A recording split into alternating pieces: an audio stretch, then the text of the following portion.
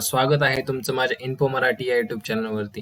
आज पुन्हा एकदा सेंट्रल गव्हर्नमेंटकडून CSIR नाल म्हणजेच नॅशनल एरोस्पेस लॅबोरेटरीजमध्ये वॅकन्सीज आलेल्या आहेत. तर या वॅकन्सीज या प्रोजेक्ट स्टाफसाठी असणार आहेत. त्याच्यासाठी ऑनलाईन ॲप्लिकेशन हे तुम्हाला 18 जुलै 2021च्या आधी करावं लागेल. त्याच्यासाठी ही दिलेली वेबसाईट तुम्ही यूज करू शकता. तर CSIR म्हणजे काय? तर CSIR म्हणजे council of scientific and industrial research अशी असून ही एक ऑटोनॉमस बॉडी आहे जी ministry of science and technology government of इंडियाच्या अंडर काम करते. तर याच्यामध्ये टेम्पररी बेसिसवर म्हणजे कॉन्ट्रॅक्ट बेसिसवर या जागा भरल्या जाणार आहेत आणि त्याचा कालावधी असणार आहे फक्त 2 वर्ष. तर आपण पाहूयात कोणत्या प्रकारचा प्रोजेक्ट स्टाफ भरला जाणार आहे, त्याच्यासाठी एज्युकेशनल क्वालिफिकेशन काय असणार आहे आणि त्याच्यासाठी नंबर ऑफ पोझिशन्स म्हणजे वॅकन्सीज काय असणार आहेत. तर सुरुवातीला आहे प्रोजेक्ट असिस्टंट. प्रोजेक्ट असिस्टंट या पदासाठी डिप्लोमा इन मेकॅनिकल इंजिनिअरिंग लागणार आहे आणि त्याच्यासाठी वॅकन्सीज असणार आहेत 3. त्याच्यानंतर आहे प्रोजेक्ट असोसिएट 1. याच्यासाठी शैक्षणिक पात्रता असणार आहे BE BTech in aerospace engineering, aeronautical engineering, mechanical engineering, electrical engineering, electronic and communication engineering, computer science he degree त्याच्यासाठी इक्विव्हॅलंट असणार आहेत आणि त्याच्यासाठी वॅकन्सीज असणार आहेत 3. त्याच्यानंतर आहे प्रोजेक्ट असोसिएट 2.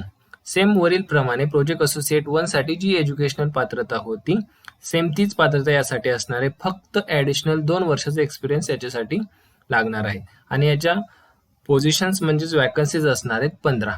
तर पुढे आपण पाहूयात डिटेलमध्ये कोणत्या डिपार्टमेंटसाठी किंवा कोणत्या सेक्शनसाठी किती जागा असणार आहेत, त्याच्यासाठी जॉब रिक्वायरमेंट काय असणार आहेत आणि एज्युकेशनल क्वालिफिकेशन काय असणार आहे ते आपण पाहूयात.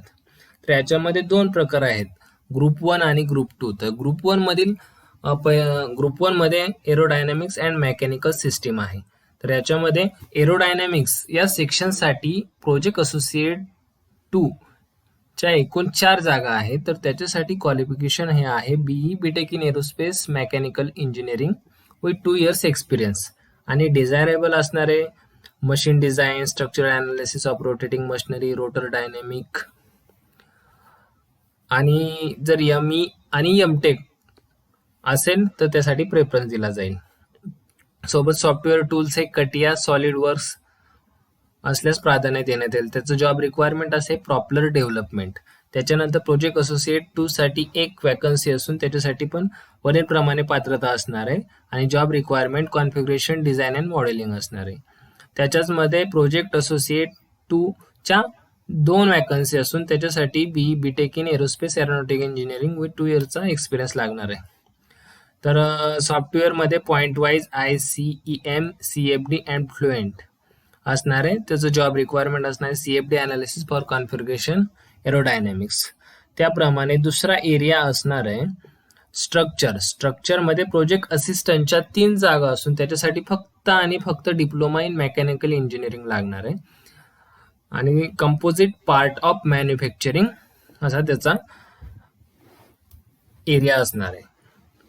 त्याच्यानंतर आहे प्रोजेक्ट असोसिएट 1, 2 वॅकन्सी असणार आहे. त्याच्यासाठी BE BTech in mechanical engineering किंवा एरोनॉटिकल इंजिनिअरिंग लागणार आहे. याच्यासाठी डिझायरेबल म्हणून 1-2 इयर एक्सपिरियन्स लागणार आहे. तर सॉफ्टवेअरमध्ये engineering drawing, surface and 3D modelling, CATIA सॉफ्टवेअरचा समावेश आहे. त्यांचं काम असेल surface and 3D modelling and drafting of parts components. त्याच्यानंतर प्रोजेक्ट असोसिएटची 1 जागा असणार आहे. त्याच्यासाठी पण BE BTech इन मेकॅनिकल किंवा एरोनॉटिकल इंजिनिअरिंग लागणार आहे आणि त्याचं काम असणार आहे to carry out strength of materials, calculation, static, buckling and dynamic analysis. यामध्ये त्यांना 2 वर्षाचा एक्सपिरियन्स पाहिजे. त्याच्यानंतर प्रोजेक्ट असोसिएट 2 त्याच्यासाठी पण वरीलप्रमाणे पात्रता असणार आहे आणि त्यांचं काम असणार आहे to carry out strength of materials, calculation, static, buckling and dynamics analysis. याच प्रकारे प्रोजेक्ट असोसिएटच्या स्ट्रक्चरमध्ये या पूर्णपणे ज्या वॅकन्सी आहेत त्याच्यासाठी 1-2 इयरचा एक्सपिरियन्स लागणार आहे आणि एज्युकेशनल क्वालिफिकेशन हे मेकॅनिकल, एरोस्पेस, एरोनॉटिकल, स्ट्रक्चरल और इक्विव्हॅलंट याच्यापैकी क्वालिफिकेशन लागणार आहे. त्याच्यानंतर आपण 3 नंबरला येऊयात. ते आहे फ्लाईट मेकॅनिक्स. पण ग्रुप सेकंड मध्ये हे इलेक्ट्रिकल अँड इलेक्ट्रॉनिक सिस्टीम मध्ये येतं. तर याच्यामध्ये जो पोस्ट कोड आहे, सेक्शन आहे फ्लाईट मेकॅनिक्स, त्यामध्ये पण एकूण प्रोजेक्ट असोसिएट 2 यासाठी 3 वॅकन्सी आहेत. त्याच्यासाठी BE BTech in computer science, aeronautical engineering, aerospace engineering, electrical electronics and communication engineering या प्रकारच्या एज्युकेशन क्वालिफिकेशनचा समावेश होतो. तर कॉम्प्युटर सायन्ससाठी C++, QT cross platform development, Linux, Windows, visual studio या प्रकारचं डिझायरेबल क्वालिफिकेशन असून याची जॉब रिक्वायरमेंट असणार आहे GCS डेव्हलपमेंट. त्याच्यानंतर एरोनॉटिकल आणि एरोस्पेससाठी असणार आहे मॅटलॅब आणि सिम्युलिंक या सॉफ्टवेअरचा वापर करता येणं आवश्यक आहे आणि त्यांची जॉब रिक्वायरमेंट असणार आहे सिम्युलेशन डेव्हलपमेंट. त्याच्यानंतर आहे BE BTech in electrical electronics and communication engineering. याच्यासाठी पण 2 वर्षाचा एक्सपिरियन्स असून सॉफ्टवेअर तुम्हाला एम्बेडेड C++, मॅटलॅब, सिम्युलिंक यांचा समावेश असलेलं नॉलेज पाहिजे आणि त्याची जॉब रिक्वायरमेंट असेल ऑटो पायलट डेव्हलपमेंट. त्याच्यानंतर पुढला पोस्ट कोड आपण पाहूया एनर्जी मॅनेजमेंट. तर एनर्जी मॅनेजमेंटसाठी प्रोजेक्ट असोसिएट 2 या पदाच्या 3 वॅकन्सीज असून सुरुवातीला BE BTech in electrical electronics communication engineering सोबतच 2 वर्षाचा एक्सपिरियन्स त्यांना आवश्यक आहे. तर याच्यासाठी वर्किंग असेल lithium battery system definition and testing. त्याच्यानंतर आहे प्रोजेक्ट असोसिएट 2 एका वॅकन्सीसाठी BE BTech in electrical electronics engineering सोबत 2 वर्षाचा एक्सपिरियन्स आणि BLDC motor design, definition and modelling असं त्याचं वर्किंग असणार आहे. आणि लास्ट आहे बीई बीटेक मेकॅनिकल इंजिनिअरिंग आणि सोबत 2 वर्षाचा एक्सपिरियन्स आणि सॉफ्टवेअरमध्ये मॅटलॅब आणि CFD टूल वापरता येणं आवश्यक आहे. त्याचं जॉब वर्किंग असणार आहे thermal protection system modelling and simulation. तर या प्रकारे आपण पाहिलं की कोणत्या सेक्शनमध्ये कोणत्या पोस्टला किती वॅकन्सीज आहेत आणि त्याचं एज्युकेशनल क्वालिफिकेशन काय असणार आहे, सोबत त्यांचं वर्किंग नेचर काय असणार आहे. तर पुढे आपण पाहूयात मंथली इमोल्युशन्स म्हणजे मंथली सॅलरी किती असणार आहे. तर जी प्रोजेक्ट असिस्टंट पद आहे त्याच्यासाठी 20,000 प्लस HRA अशी सॅलरी असणार आहे. त्याच्यानंतर आहे प्रोजेक्ट असोसिएट 1. प्रोजेक्ट असोसिएट 1 या पदासाठी 31,000 प्लस HRA असणार आहे. फक्त आणि फक्त नॅशनल इलिजिबिलिटी टेस्ट CSIR कडून जी UGC नेट परीक्षा घेतली जाते लेक्चरशिपसाठी, असिस्टंट प्रोफेसरशिपसाठी किंवा गेट असेल तर त्यांनाच 31,000 प्लस HRA ही सॅलरी मिळणार आहे. आणि जे या कॅटेगरीत येत नाहीत म्हणजे गेट एक्झाम किंवा CSIR UGC नेट जे क्वालिफाय नाही त्यांच्यासाठी 25,000 प्लस HRA अशी सॅलरी इमोल्युशन्स असणार आहे. त्याच्यानंतर आहे प्रोजेक्ट असोसिएट 2. प्रोजेक्ट असोसिएट 2 मध्ये पण जे गेट आणि CSIR एक्झाम पास आहे त्यांना 35,000 प्लस HRA मिळणार आहे. तर जे ह्या परीक्षा पास नाही त्यांना 28,000 प्लस HRA अशी सॅलरी मिळणार आहे. त्याच्यानंतर आपण पाहूया त्यांच्या जनरल कंडिशन्स काय आहेत. जनरल कंडिशन्स मध्ये प्रोजेक्ट स्टाफसाठी जे एंगेजमेंट होणार आहे ते पूर्णपणे कॉन्ट्रॅक्ट बेसिसवर असल्यामुळे त्यांना कोणत्याही प्रकारचे आफ्टर कम्प्लिशन ऑफ पिरियड कोणत्याही प्रकारचे नालमध्ये म्हणजे CSR नालमध्ये ॲब्सॉर्प्शन किंवा रेग्युलरायझेशन करण्यात येणार नाही असं त्यांनी मेन्शन केलेलं आहे.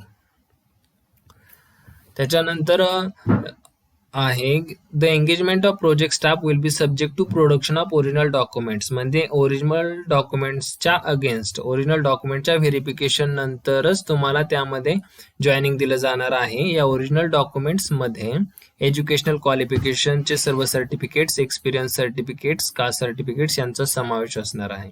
आणि सगळ्यात महत्त्वाचं म्हणजे ज्या विद्यार्थ्यांचा लास्ट इयरचा रिझल्ट अजून लागलेला नाही ते स्टुडंट, ते विद्यार्थी याला अप्लाय करू शकणार नाहीत.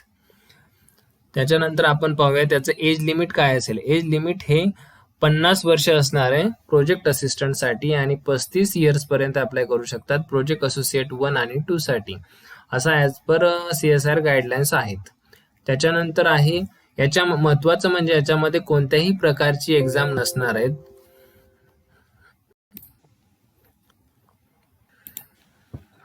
तर इंटरव्ह्यूसाठी शॉर्टलिस्टिंग कॅन्डिडेट केलेल्यांना ऑनलाईन इंटरव्ह्यू असणार आहेत. तर ते तुम्हाला ईमेलद्वारे कळवण्यात येईल. आणि महत्त्वाचं म्हणजे ज्या विद्यार्थ्यांकडे, ज्या उमेदवारांकडे अनुभव आहे त्यांना प्रेफरन्स देण्यात येईल.